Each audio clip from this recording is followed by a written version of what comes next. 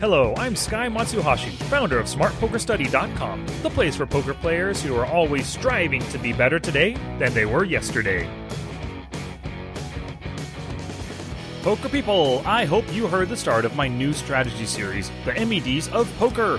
It was episode 87, so go back and listen to begin this new journey of poker study with this guy. Hey, poker people, thanks for sharing, thanks for your support, thanks for retweeting and favoriting, thanks for clicking through that Amazon banner in the show notes, and thanks for the questions. Without your Qs, I wouldn't be bringing you these As. I know that you were expecting another strategy episode today, but I had to postpone it due to a few unforeseen circumstances, but I apologize for that. Instead, I've got a Q&A with questions, or actually posts, from the Smart Poker Study Facebook group. I want more of you to join and discuss poker with us. We are at 519 members as of right now, but I want to get up to 600 by the end of August. More people equals more discussions equals more learning for all. So what you waiting for? Join the group and the poker discussions. Visit the page at www.smartpokerstudy.com/discuss. Just ask to join and I'll accept you within 24 hours. Alrighty, let's get to it. Today I am featuring 4 different posts and the resulting discussion from some great poker peeps. Visit today's show notes at www.smartpokerstudy.com/pod89 for links to everything I discussed today and direct links to these posts so that you can weigh in with your thoughts.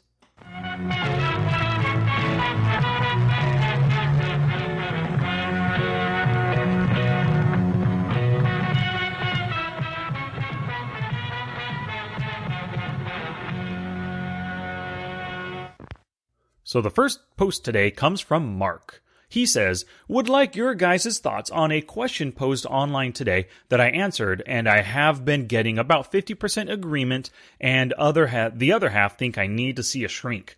Guy says he has a bad run in a 1-2 live cash game. He has only $55 left. Adding any more to his stack is not an option. It folds to a very loose lady player who has turned over any 2 suited or any 2 Broadway cards all night long and will take them to the river. She raises to 15 and he has pocket 7s, 7-7. There are 4 people left to act. What do you do? Well, first off, that's a really interesting scenario right there. Very common actually in live games when you have these loose, super loose, fishy guys, or in this case a woman, just getting to the flop with any 2 cards. Or, decent stuff, suited and Broadway cards, but seeing it through to the river. They just do not want to fold because when you play with hands like that, you're going to catch some kind of a draw on most flops, whether it's a flush draw, a gut shot, a straight draw, top pair, 2 over cards if you got king, queen on deuce, 4, 5 board, something like that. But I was actually the first one to respond to this one, and I said in my response, I am not a fan of calling here because set mining this short isn't a great idea, and it's tough to bluff those stations off of hands when the pot on the flop is so big and the bet they're facing is so small. So what I meant by that is if he just called the $15, there's over $30 in the pot, and he only has $40 behind. He can't blow her off of anything, so you might as well just shove in right then, And I continued in the post saying, folding this good of a hand versus her weak range is unconscionable. I've got to shove here and hope to hold. We're a 57% favorite versus her wide range. But one consideration is her open sizing. Don't know the game they're in, as this could be a standard open, but 7.5 BBs could be some kind of tell. And then so within the post, I put a Flopzilla screenshot where I gave her a 35% opening range. Tons of suited hands, all the Broadways and all the pocket pairs. Pocket 7s against that range has 57% equity. So that's what I meant by, when I said that, and I put the screenshot there as backup.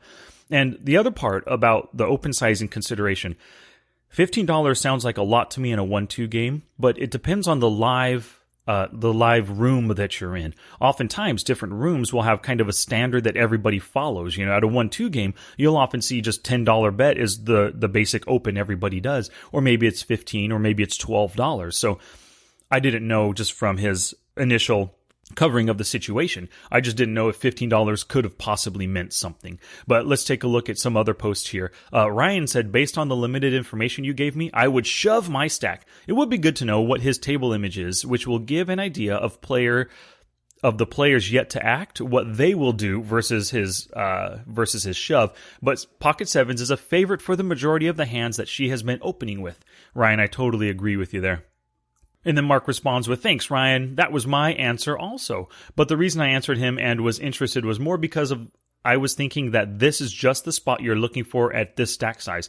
If you don't play the pocket sevens here, then what hands are you expecting to play? Could be 100 or more hands before you see aces or kings, and you'd be blinded out by then. Not really blinded out because it's just a live game, but I mean, you could easily get down to, a $30 stack at a 1-2 game, and that's just not worth playing at all. You might as well just get up and leave at that point, is my opinion there.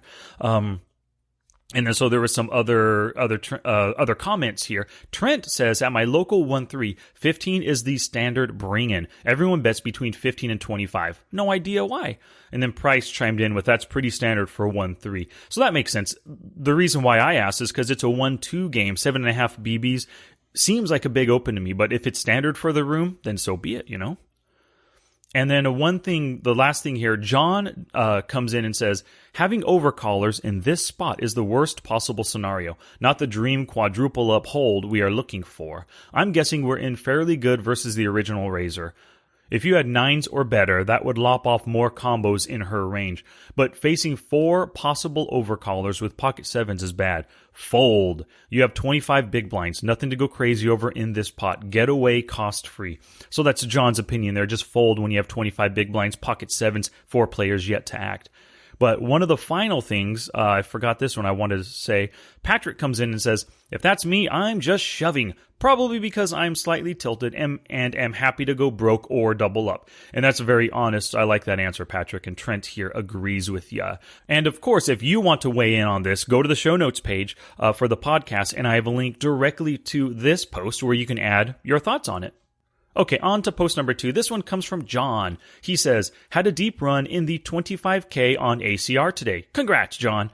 He said, took 45th, but I'm kind of curious what you guys think of the hand that knocked me out. I'm fairly positive that it was standard, but would like to hear some opinions. Blinds are 8K, 16K with an 800 ante. I have 340K to start the hand. So he has roughly 22 big blinds.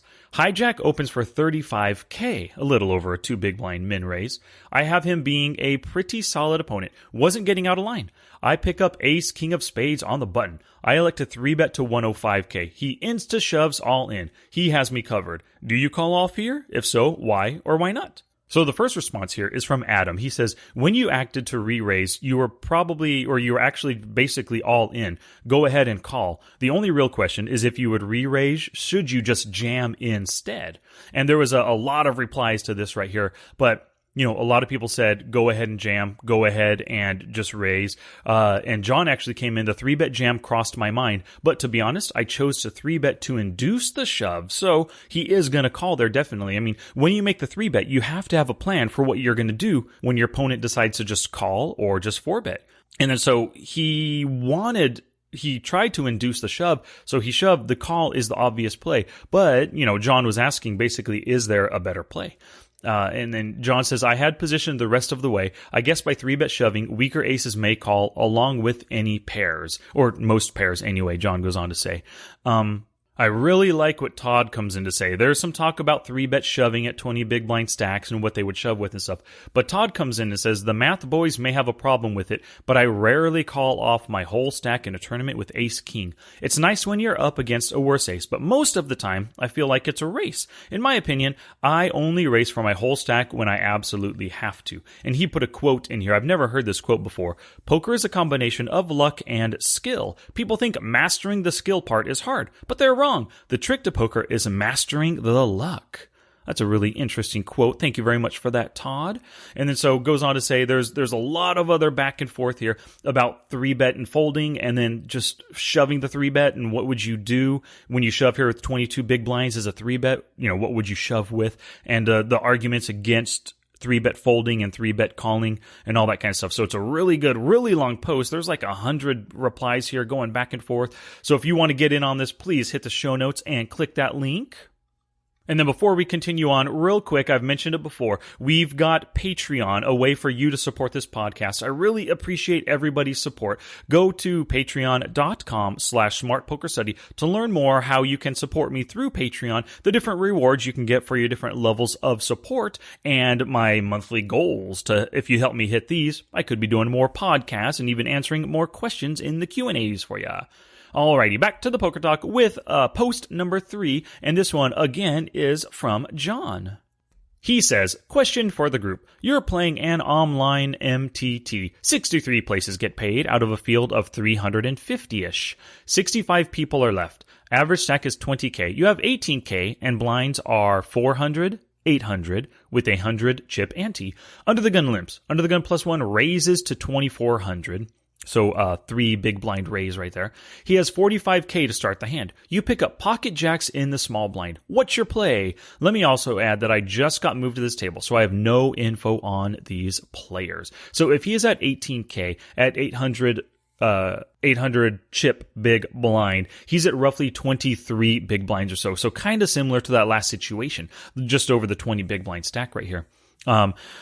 My Amy comes in with, throw that shit away. Why? They're never good to me. My thoughts are that you only have 2 cards in the deck to improve your hand, and 12 overs. I don't like pocket pairs, but that's just me. That's my Amy's thought on that, and I'm not a fan of that at all. Pocket jacks is just too darn good with 22 big blinds, and the guy made a small raise, could just been ISOing that limper under the gun. So I'm not a fan of that at all. It's, some people are fine with playing pocket jack or folding pocket jacks, but I think this is a great opportunity. And I'll get to my answer in just a little bit. Rob comes in with easy fold. You have to pay attention to the position of the raisers. Yes, you could call, but in my opinion, you are set mining and no jack, your hand is no good. Now, if the same action is late position and you are the button, I would push. All right. So I can understand that right there. But like I said, I think that the guy could just be ISOing. He doesn't know anything about him, but you have such a good hand with pocket jacks. It's a great spot if you're scared to do a little 3-bet from under the gun. From the small blind, because Rob says you have to pay attention to the position of the raiser. You're right, you do. Early position raisers are often a lot of strength, but the guy has 45,000 chips, double the average stack, so he's not scared. He could be the table bully, pushing people around with aggression, trying to pick up chips. And at the same time, you're coming in with a 3-bet from out of position versus this guy from the blinds. From his opinion, you look really strong right here. So you can play back at his aggression with some well-timed, well-placed aggression with a good card that can stand up to a lot of the cards that this guy in the early position raiser has. So I came in, here's my answer to the post right here. Unless I'm up against a very tight player, I'm 3-bet folding to a shove. I like pocket jacks, and they're likely ahead of this big stack's weak isolation raise. Being so near the bubble, our 3-bet will look very strong, almost as if we're committing our entire stack to the hand. If one of them 4-bet shoves, then we can ditch the hand and still have enough play to make the money. If either player calls, we have about a pot-sized bet behind and have to assess the hand on the flop and think about the player we're up against before we decide on the best flop action to take. And on the flop, it's either check fold, check shove, or donk bet or donk shove. I normally won't fold a hand as good as pocket jacks here, and I would even call every pocket pair deuces through 9s just to set mine, and would 3-bet 10s or better. That's my own response there. And John came back with his answer. He said, so I decided to shove in that spot. I felt like I wasn't going to get called, and if I did, I would be racing. After thinking about it for a while, I now realize I just should have 3-bet. It would have looked a lot stronger, as the shove kind of makes me look weak. The funny part is the guy calls me with ace 3 of diamonds and hits the ace right on the flop. What do you think of his call? And, I responded that not fond of his call at all. It's a terrible call for almost half of his stack near the bubble with position on you later on in the hand. The guy's only 3 positions behind you at a full ring table. He's got position on you. I went on to say he's a fish who calls too wide. So make note of this. You were a 67% favorite when you got it in, so good on you for this play. You could have gotten away on the flopped ace, though, and saved your tourney life. So if he had 3-bet and the guy just called, the ace came, he could have check, folded, and saved his tourney life is what I mean right there. So And a whole lot more interesting back and forth right here. Jeremy says, with 22 big blinds left, are you going to pick up many better hands to shove with? I'm not convinced it's a shove, but I would definitely 3-bet and probably fold to a 4-bet. Alrighty, and this post just goes on and on. Lots of good comments and stuff. So if you want to weigh in on this conversation, it is a good one. And then post number 4, of course, comes from this guy right here. And it's kind of in direct response to John's post about playing those pocket jacks from the blind. So, hey, John, check out this. This is what I say. Hey, John, check out this hand. Very similar to yours, but I'm in the big blind. I 3-bet and tag villain folded. Good result for pocket jacks out of position, I think. You can see their stats, and I'd been at the table a while. It wasn't as close to the bubble as yours was, though, and I had a bit more chips. BB-wise, I had more chips. And then so my post was just a direct response, actually just a few hours later than John's, because I was playing a tournament and I encountered a very similar situation. Pocket jacks versus, a min-raise pre-flop. I 3-bet and the guy folded, so that was great. But what happened here, I included a screenshot of my Poker Tracker hand replayer, and it elicited some responses from some of the readers here. Froy says, so this is what the screen looks like with online tools like Poker Tracker, Hold'em Manager, and HUDs? And I said, this is what it looks like when I review hands. And yep, that's my HUD. And I go on to say, my HUD gives me the same stats on each player. It's all dependent on the number of hands I have, though. The more hands, the better understanding I have of their style of play, how they react on different boards, etc. And then Froy asks, so it's a huge advantage to have these tools when playing? Or with the question mark, when playing, huh? And then I answer Freud's question with, if it's a site that allows you're better off using a HUD than not. It does take a lot of practice, but if you systematically learn one stat at a time, you'll get it down. And then Trent comes in, because I have a screenshot with my HUD, he says, would you care to explain the stats in your HUD and how you use them? And I answer with, wow, that would be a really long discussion. Let me just give them to you here line by line, and you should be able to infer how I use them based on their placement. So the top line in my MTT HUD, the top line is player notes, stack size and big blinds, the number of hands I've played with them, VPIP, and PFR. The second line, and I have this second line colored in a gray section. And if you go to the show notes page and click on this, you can see the screenshot I have for my HUD. But the second line, I have a gray section, which is raise first in, fold to 3-bet, and then 4-bet, and then a bluish section, which is C-bet flop, and then C-bet turn. And the third line of my HUD, I have a dark gray section. So I color code all my different sections with stats that work together. So the dark gray section is call pre-flop 2-bet and then 3-bet next to each other. And one stat by itself, it's in a black section, total fold to steal. And I have a pea green section, which is fold to flop C-bet and fold to turn C-bet. So if you take a look at the screenshot for this, and I include it in the show notes, and it's in the post as well. You can see how everything is color-coded and important stats are next to each other. So, for example, the C-bet the flop and C-bet the turn are right next to each other, so I can see how flop honest or turn honest they are. Directly below those are the fold to flop C-bet and the fold to turn C-bet. So I've set up my HUD in such a way, and I've color-coded everything to make them really easy, visually appealing, and useful information right next to each other, so I can exploit my opponents with that stuff. So that was the fourth post. It was my reply, or not my reply, but kind of like a same hand that matched John's hand, and then it triggered a discussion on HUD use. So if you want to get in on that, go to the show notes and click the link there as well. Thank you so much for listening, and thanks again to Mark, John, and all the others for the questions and discussions featured today. If this type of discussion sounds good to you, then head over to the Facebook group at www.smartpokerstudy.com/discuss and go ahead and join now. And of course, I love feedback and questions, so hit me with them through the show notes. Send an email to sky@smartpokerstudy.com. You can even tweet them at smartpokerstudy or post them in the Facebook group once you become a member. Once again, smartpokerstudy.com/discuss. Alrighty, poker people. In the next episode, I'll begin the MEDs of Poker series with MED, Minimum Effective Dose, number 1, which is Opening Theory and Ranges. It's going to be a 3-part series, and part 1 is going to show you how to come up with an opening range based on specific frequencies by position. And I know that you know that word of mouth is the best advertising, and I'm eternally grateful for sharing the show with other poker people. It only grows with your help, so get out there, send someone to the show notes, get them started on everything that Smart Poker Study Podcast has to offer. Until next time, study smart, play much, and make your next session the best one yet.